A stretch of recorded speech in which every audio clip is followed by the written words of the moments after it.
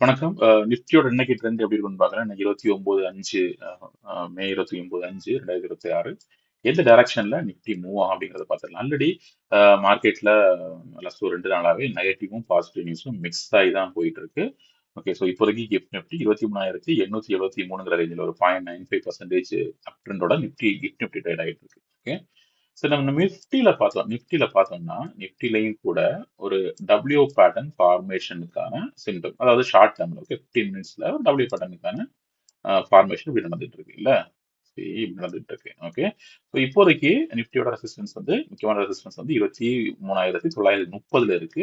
Support வந்து 23,870ல இருக்கு. Okay, so most probably Nifty இந்த ரேஞ்சை இப்போதைக்கு டெம்பரரியா பிரேக் பண்றதுக்கான வாய்ப்புகள் ஜாஸ்தியா இருக்கு. ஓகே, 23,930ங்கிற ரேஞ்சை பிரேக் பண்ணும் பட்சத்துல இந்த டபிள்யூ பேட்டர்ன் கன்ஃபார்ம் பண்ணி இது வரைக்கும் நிஃப்டி போகலாம். 24,000 வரைக்கும் நிஃப்டி ஷார்ட் டேர்ம்ல வரதுக்கான இன்னைக்கு வரதுக்கான சான்சஸ் இருக்கு. 24,000 வரைக்கும் நிஃப்டி வரலாம். ஓகே, இதுல இருந்து அடுத்து என்ன நடக்க போகுதுங்கிறத பார்க்கணும். ஓகே, ஒருவேளை இந்த ரேஞ்சை பிரேக் பண்ணா மட்டும்தான் ஃபர்தரா அப் ட்ரெண்ட் வரலாம். இந்த மாதிரி 24,074 வரைக்கும் ஒருவேளை இந்த ரேஞ்சில் ரிஜெக்ஷன் வருதுச்சுன்னா அதிகமா ரிஜெக்ஷன் வரதுக்கான வாய்ப்புகள் தான் இருக்குன்னு நான் பாக்குறேன். ஒருவேளை ரிஜெக்ஷன் வந்துருச்சுன்னா இதுல இருந்து மறுபடியும் டவுன் ட்ரெண்ட் டுவர்ட்ஸ் 23,870 அப்படிங்கிற ரேஞ்சுக்கு நிஃப்டி ஃபால் ஆகும்.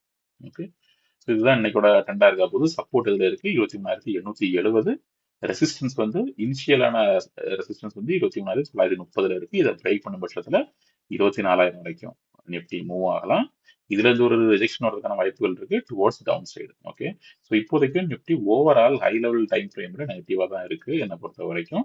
ஓகே, ஸோ இப்போ ஒருவேளை மார்க்கெட் சைட்வேஸ்ல ட்ரேட் ஆகுதுன்னு வைப்போம். இந்த ரெண்டு இதையும் சூஸ் பண்ணாம சைட்வேஸ்ல ட்ரேட் ஆகுதுன்னு வைப்போம். என்ன பண்ணணும்னா இந்த ரேஞ்ச் இருக்குல்ல, இந்த சேனல் பேட்டர்னுக்குள்ளேயே இப்படியே ட்ரேட் ஆயிட்டு இருக்கலாம். ஓகே, அதுக்கப்புறமா இதை வசதியில பிரேக் கொடுக்கலாம்.